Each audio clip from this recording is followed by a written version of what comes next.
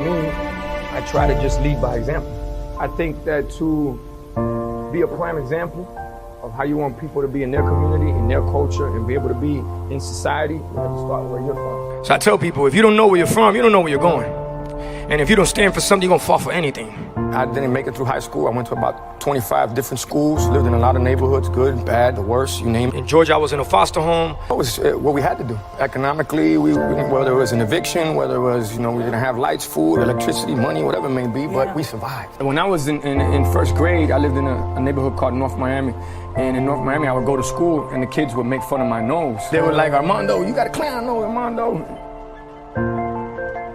I started working when I was 5 years old at a flea market on Northwest 7th Street and 37th Ave. And from there, I parked cars at 6 years old. I cleaned bird cages at 7. I sold everything with my mom. My mom sold everything, you name it. So I would knock on doors with her, and I learned what that rejection felt like. But the rejection, again, became gasoline to the fire. And all of that taught me how to appreciate hard work and opportunities. And that's what I learned from growing up. Being there in those situations and just appreciating anything you got your hands on, whether it was a piece of food, a place to stay. Yeah, I was always around some trouble.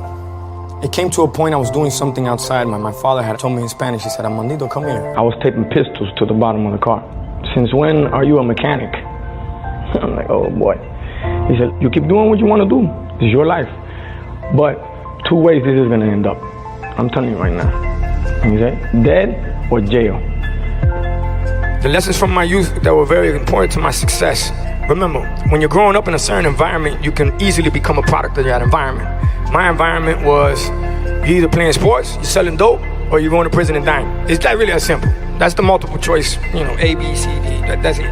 What I learned from that is I got a chance to see what I didn't want out of life growing up. And I would say thank you to my mom. I love you so much, but more than giving me love, she gave me survival skills. She taught me how no matter what, no problems, just solutions. So we always found a way to make it happen. And living in all these neighborhoods and going through the system, I just feel like the system was built to fail you instead of push you through. But these aren't things it's not to play victim, it's to play victor. This is what makes me victorious. This is what makes me who I am. Because you take all the negatives and you make them positive. So to me, that's the biggest lessons that I learned growing up, was just watching that hustle, watching that struggle, watching that sacrifice, and feeling that sense of hopelessness that I never wanted to feel. Well, I learned how to deal with it, but I never wanted my kids to feel that. I never wanted the ones that I love to feel that. And I made a decision when I was about 6 years old. So my decision was, you know what I want out of life? I want security, stability, and protection. Because the environment that I was living in, it was just unpredictable. At any given time, anything could happen.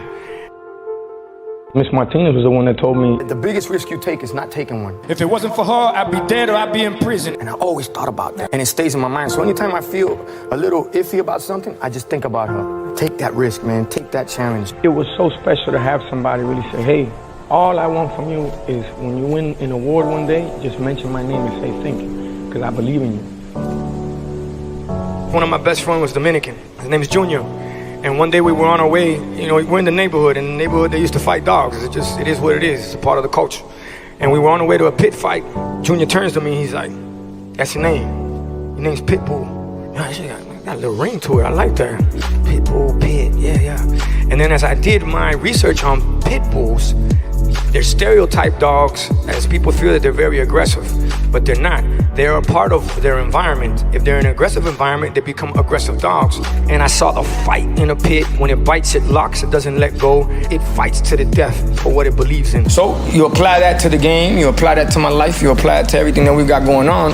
That's basically what it's become. And for life, I feel that it's always a fight. I don't understand the word lose. I don't understand the word can't. I don't understand the word fail. I understand the word learn. And when you work so hard to get to a certain level, you Google Pitbull right now, I come up before the dog. I always say it's the truth. I'm the only legal Pitbull in Dade County because they're all illegal in Dade County.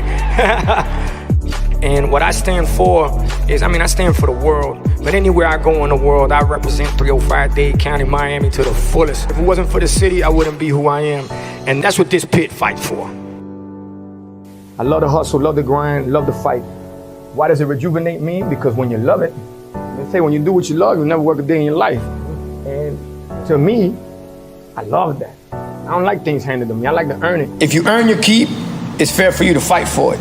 It's about showing up, don't talk about it, be about it. And that's why when you hear me say, take your life from a negative to a positive, what's a story without ups and downs, valleys, peaks, losing? You know, you gotta lose, you gotta slip, you gotta fall.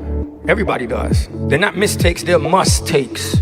And you don't make mistakes, mistakes make you. So you gotta just take it on. Welcome it. Welcome it. Let it knock you on your ass.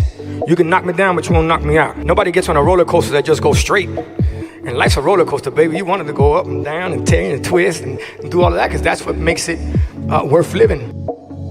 Failure is the mother of all success. If you don't lose, you don't appreciate a win. That's like a boxer that says he's never been hit. Doesn't exist. That's like a ball player that's never missed. Doesn't exist.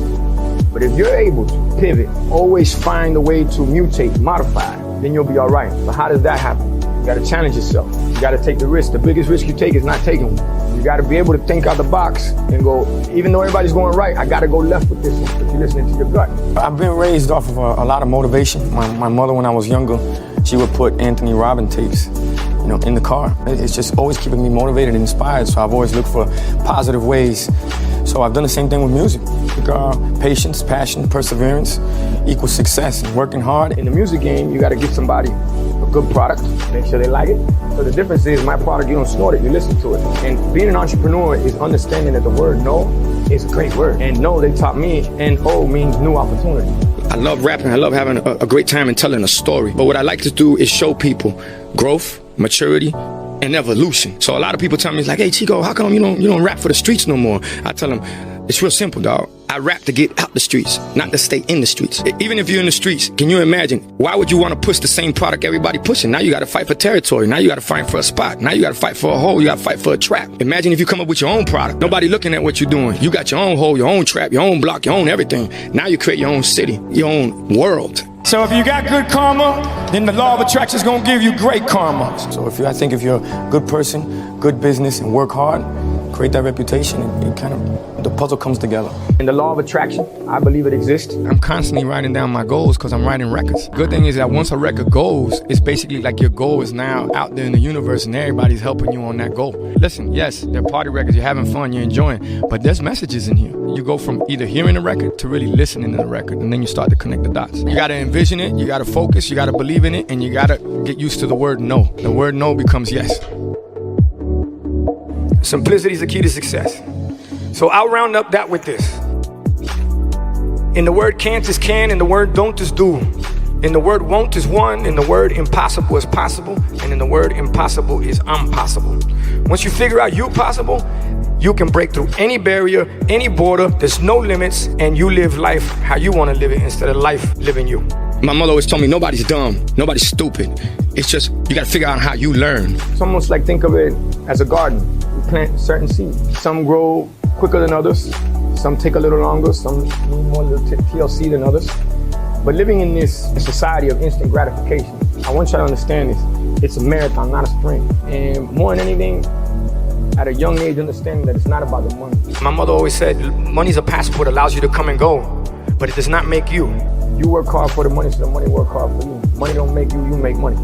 Make a difference, take a risk. That's how you really live out your dream. But if you're worried about what everybody's talking about you, forget about it. Then you're caught up in the noise. I still got a BlackBerry. What does BlackBerry allow me to focus on? Family, business. That's all I need to focus on. I don't care what they say about me or they don't, because you'll never make everybody happy. That's for sure. I never got caught up with the fame. I never got caught up with being in the club every night. I don't even get caught up with social media. And it doesn't allow the noise to come in. When we were growing up, they say, believe none of what you hear and only half of what you see. Now it's believe none of what you hear and none of what you see. So my biggest advice to you guys, don't get caught up with the hype, because everybody now, they try to act like they live in a life that they're not. They try to be somebody that they're not. And I'm telling you, because I deal with it. It's a part of my industry, a part of my business. But it messes with me when it influences people that are trying to create something in their life. So don't get caught up with that. And that's why I would dislike for you guys to lose your life and time just staring at a screen all day, worrying about what other people worrying about. I'm telling you, again, life do like this. Boom, boom, boom. Next thing you know, you're 30 years old and going, what just happened? Bottom line. Focus, envision, set goals, believe, and not selfish, but self first.